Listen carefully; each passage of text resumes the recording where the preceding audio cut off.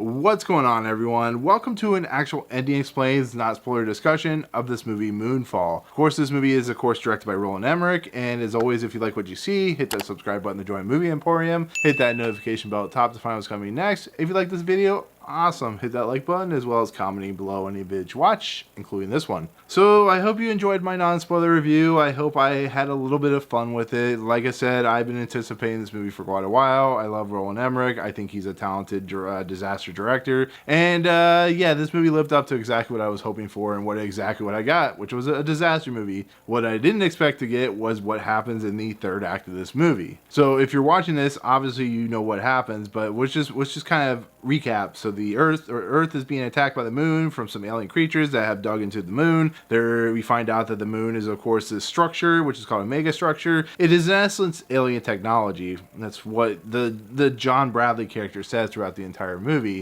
So we dive into the structure. They bring the bomb in, the Bradley and the Wilsons and the Halle Berrys and stuff like that. They're being attacked by the nanotechnology bot or whatever is trying to get to them. They somehow are pulled into this room or this bay, which has a bunch of ships which never get used for some strange ass reason because this is Rise of Skywalker. And Patrick Wilson's character is taken off. Both the other two characters are, they survive and they wake up and they go into a room. There's like the moon's crashing the planet, everybody's trying to survive, they're trying to do missiles and blah blah blah blah blah. And so Patrick Wilson wakes up and he sees this little kid, and this kid becomes an adult and it starts turning into Contact, and you learn that this is the OS program. This is like Windows alien technology number 12 or whatever. It basically explains to Patrick Wilson that about 1.5 billion years ago there was this Halo like technology that it was an alien being that basically was an AI and this advanced civilization, which is always what you hear about. Think like Kingdom of the Crystal Skull, or Prometheus, when the highly advanced technology comes down and all the people had like ships and flying whatever. Think a long time ago in a galaxy far away. And basically he's giving the information about how this technology basically destroyed the whole entire civilization, brought us back to the Stone Age and the ape-like people, and basically shows us the world being created through minuscule atoms and little wormy creatures and stuff like that. And in essence, this is the story of the beginnings of man. This moon-like technology was a planet that was got away from this alien AI technology that has been hunting down these mega structures or whatever. And basically there is a engine, like a white dwarf star inside the moon, which is this alien technology. Like there's ships that are protecting and stuff like that. And it's in essence a movie about what it was like for civilization before AI took over. It's a warning sign for what probably will happen to us in like 20 or 30 years when the AI takes over and destroys us like Skynet or something like that. So with that said, Patrick Wilson's like, what do I do? And the alien technology is like, go save Earth, but you have to sacrifice yourself. And so he goes on the ship, which is now repaired. They shoot off, blah, blah, blah. The alien technology, the AI goes, flies after them, and they basically land in like a circular sphere, like not a circular sphere, but like a tunnel. And John Bradley like, oh, no, you guys go, you have families, just save my mother, I'm gonna go kill myself. And he takes the bomb and goes off and kills himself and the microorganism AI or whatever. And the moon somehow, in some weird ass fashion that Roland Emmerich and his writers have come up with, the fact that the moon in reality, if this had happened,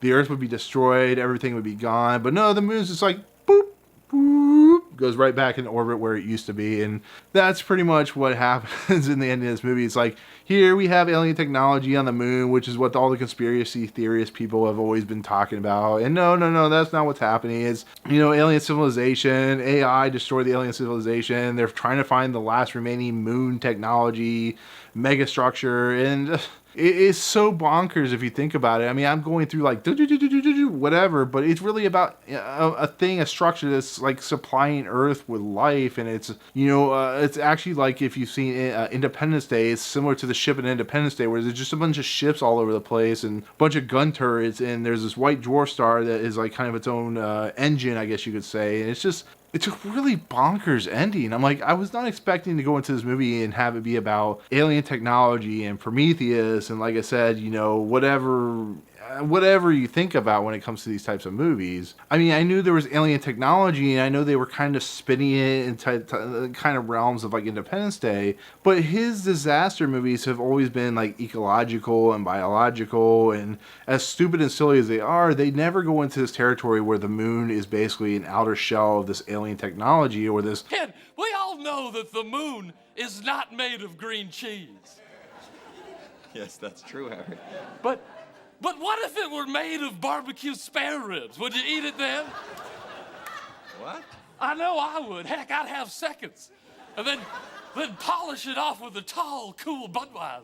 You know, life-affirming technology or whatever, it's always been about just something in the atmosphere that we've done that has caused the chaos. And that's what this movie just is so bonkers with what it's trying to do. On top of that, like, Roland Emmerich has this weird kind of fetish with killing stepfathers off, and then like Michael Pena's character gets killed off because the air and the atmosphere, and there's a lot of like weird plot hole problems where things just don't make any sense, and they're able to like get off the planet in the spaceship in like a matter of a couple days, and you know, when you have a spaceship that's been sitting there for years, that it's not physically possible, but they make it somehow physically possible. And there's these really cool shots of these like gravity waves and stuff like that are pulling up, and everything's kind of flying all over the place. And I think in the end, I think it's a movie that was done on acid, I'll be fairly honest, or some kind of LSD drug. I don't know. I think at this point, Roland Emmerich and whoever writers he has and whoever producers he has and whoever, you know, crew and cast what he has, I think he's just gone insane.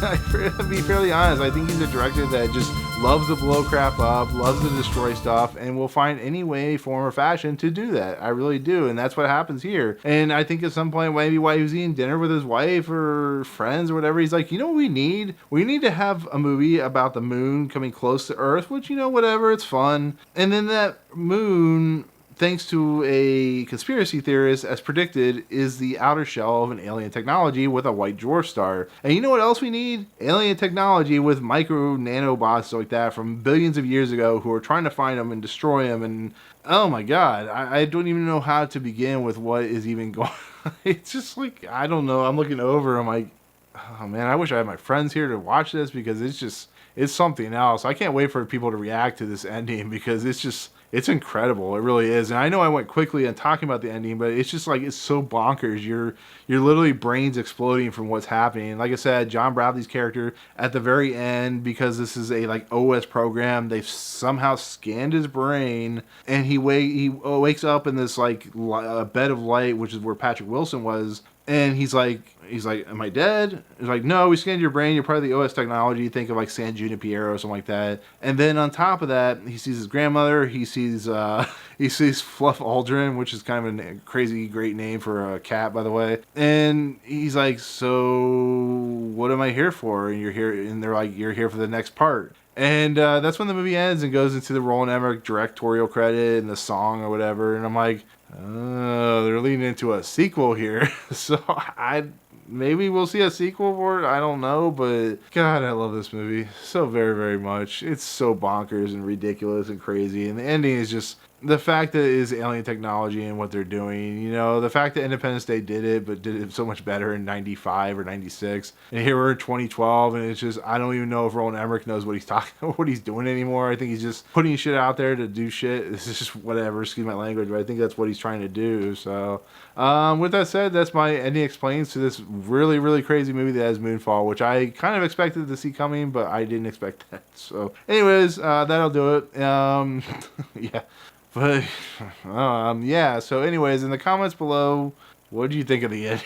What did you think of it? Were you even on board with it? Did you just go, okay, whatever, throw your hands up, let me see where this takes me? And if you hated it, I totally understand, because it's that type of ending. So anyways, that'll do it. That'll be my ending explains to Moonfall, which is a glorious, gloriously terrible film, but I love it. So anyways, thank you so much for watching. If you like what you see on this channel, hit the subscribe button to join Movie Emporium. Hit that notification bell at the top to find what's coming next.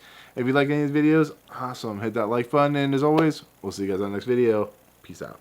I like it because it's like the king of planets.